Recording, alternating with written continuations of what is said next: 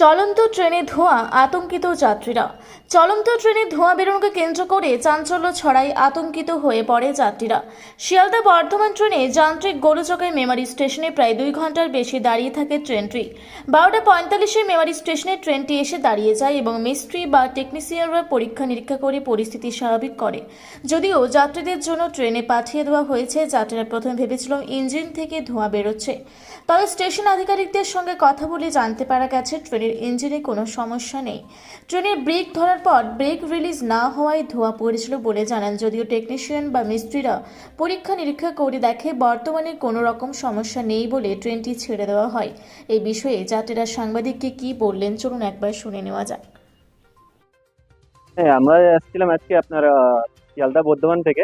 তাহলে হঠাৎ আপনার লেডিজের সামনে পিছন দিয়ে একটা আমরা স্মেল আসে, যেটা মনে হয় কিছু আগুন ফাগুন ধরে গেছে, সেরকম স্মেল আসার পরে এখানে ট্রেনটাকে স্লো করে নিয়ে আসে মেমারিতে দাঁড় হয়েছে। তারপরে একটা হালকা গন্ধ, ফায়ারের মতন গন্ধ আসছিল।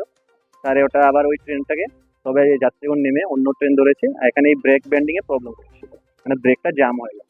তাকে আবার রিলিজ করে গাড়িতে ছেড়ে দিয়েছে। আর একটু বর্ধমানে গেছি। আপনি ট্রেনের মধ্যে ছিলেন? না, আমরা ওই ট্রেনে আগে ট্রেনে এসেছিলাম, এখানে আমরা দাঁড়িয়েছিলাম, তাই দেখলাম ট্রেনটা কেন হয়েছে। আমাদের তো আপনি হ্যাঁ, পাবলিকরা ছিল, ওরা তাই বলছিল কি হ্যাঁ এখনো আগুনের মধ্যে বন্ধ পাচ্ছি কিছু।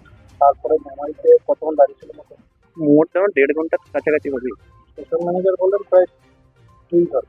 আমরা যখন দেখেছি ছিল এই, এখন তো ছাড়লো, হলো 8 ঘন্টা কাছাকাছি হলো না। তারপর পরিস্থিতি মানে সব নর্মাল আছে, কিছু এমন যাত্রীরা কি অন্য ট্রেনে? হ্যাঁ, ও তারপরে একটা এসেছিল আপনার হাওড়া বর্ধমান, সমস্ত যাত্রা ওটা ট্রেনে উঠে পড়েছে। আপনার নাম? আমার নাম অভিলাষ, কোথা থেকে আসছেন? আমি ব্যান্ডেল থেকে। বাড়ি কোথায়? ব্যান্ডেলে। ব্যাঙ্গালোরে বাড়ি, তাই তো? অভিলাষ কি? অভিলাষ তিওয়ারি। মেমারি থেকে আশিস কুমার ঘোষের রিপোর্ট, রূপসী বাংলা মিডিয়া।